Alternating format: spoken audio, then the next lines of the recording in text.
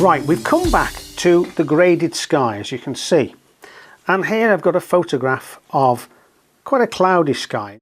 Right, now the way we're going to produce these clouds is, first of all, I'm not going to have this one in at all, because for a cloudy landscape to work you need to have one dominant cloud in the sky. In this case I'm going to have it on the right hand side. So coming back to the photograph, this is what we're going to concentrate on. I'm not going to particularly follow these exact shapes of the clouds, it doesn't matter. Now then, I'm going to use the colours that I used for the variegated sky, in other words ultramarine blue, permanent rose, yellow ochre, the titanium white, and probably I'll use some of these colours I started getting little bits of mixes for when I come to do the cloud shadows. This time I'm going to start off with a filbert brush, and this is a number 5 sized filbert brush. We're going to start off not with an absolute white colour for the clouds. We're actually going to start off with a little bit of yellow ochre added, so we've got a slight off-white, almost a cream colour. We're going to save pure white for 1 or 2 highlights on the clouds later. And I'm also imagining that the sun is coming from top left to the right, so that the cloud's shadow is going to be on the right hand side and the highlights are going to be on the left hand side.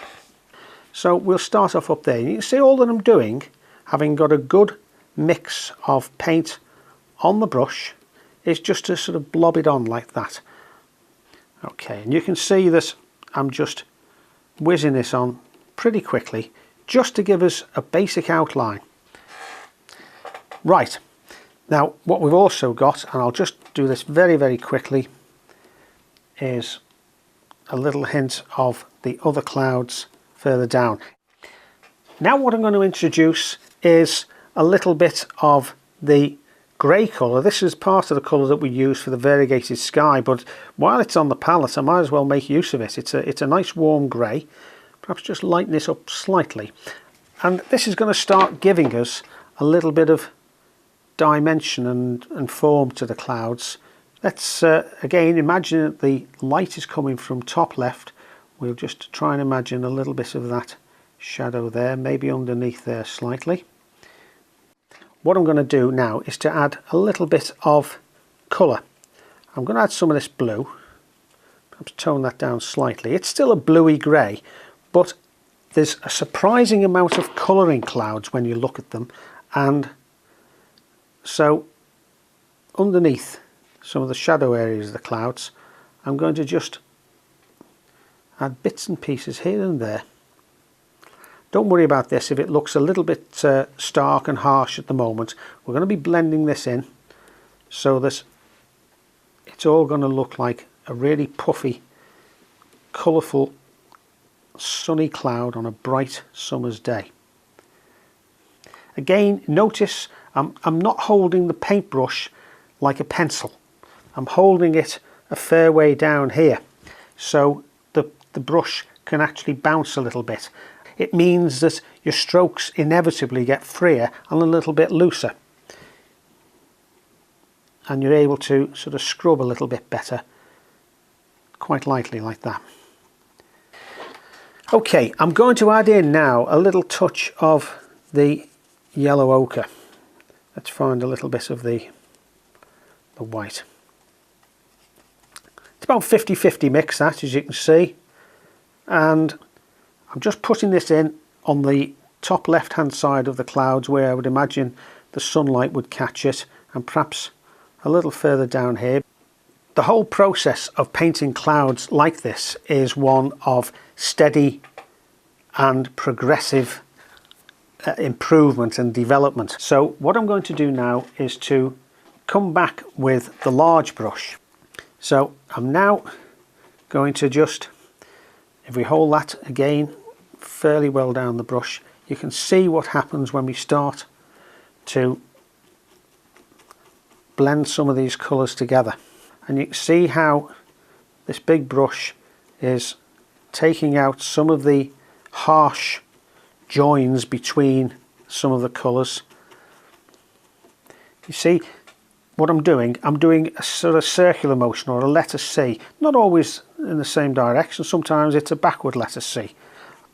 Right, now I've lifted a little bit of white here and just starting to bring these in with a little bit of lighter colour now. So before I completely overlook it, let's bring some permanent rose in. Again, I don't want it to be too much or to look like a big flash of lipstick in the sky. So that's coming out a little bit pink, so I'm going to tone that down with a little bit of raw sienna.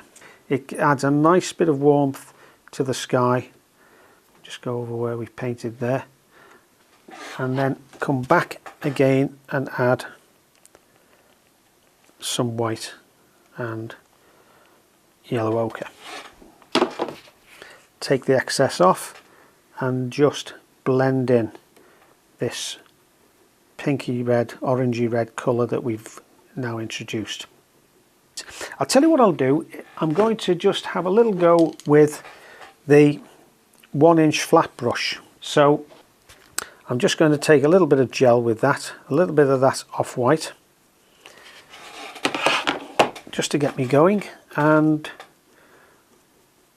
will just help to blend that.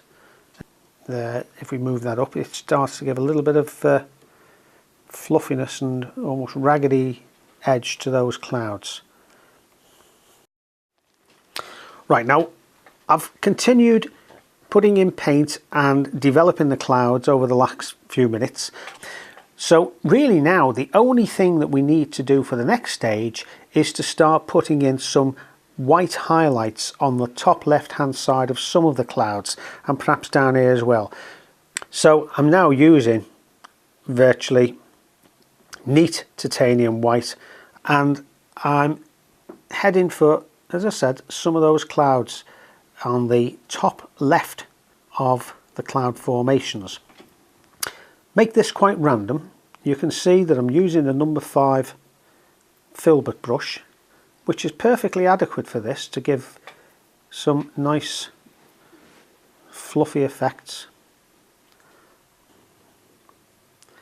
That's fine. And then finally, just using the bigger brush, clearing out most of the existing paint and water off this big brush, and then again holding it a little bit further up the handle and just gently blending and scumbling and scuffing this paint into the layers below. Okay, and I'm going to leave it at that for now, and I'm going to say that the clouds and the sky are done. Now when it's dried off for a few minutes, I'm going to add a little bit of landscape, simple landscape, so you can see what the whole thing looks like in context. Right, we've let that dry off a little bit, so I'm going to start off with the yellow ochre and a little bit of white and a tiny touch of the ultramarine blue.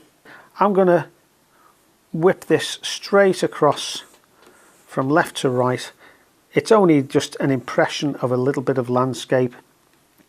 What we'll do now is I'm going to just drag some of that ultramarine blue in on top of that pale grey colour we've got. Throw in a little bit more raw sienna, and that colour is a sort of a distant greeny grey, so I'm just going to blob that in. You can see how very, very roughly I'm doing that.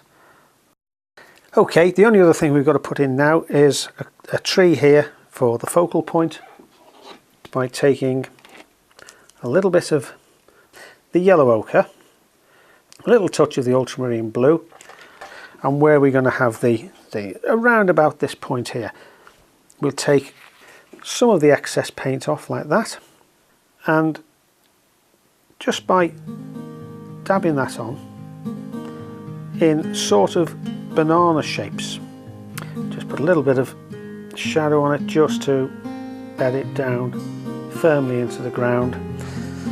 Maybe a couple of other little bushes over here just to balance things, just so that they're reasonably dark and so they stand out.